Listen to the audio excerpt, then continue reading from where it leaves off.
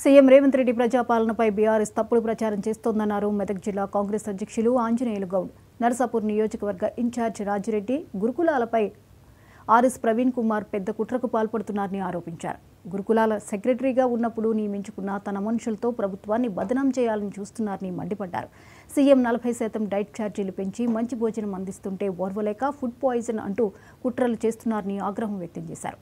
Social మీడియాలో ఎంత దుష్ప్రచారం చేసినా ప్రజలకు నిజాలు తెలుసన్నారు.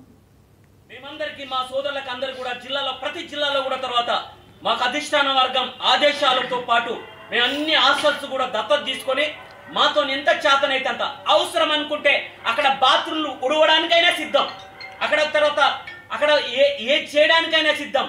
పిల్లల కోసానికి పనిచేసే వ్యక్తులుగా కాంగ్రెస్ పార్టీ ఉండదు.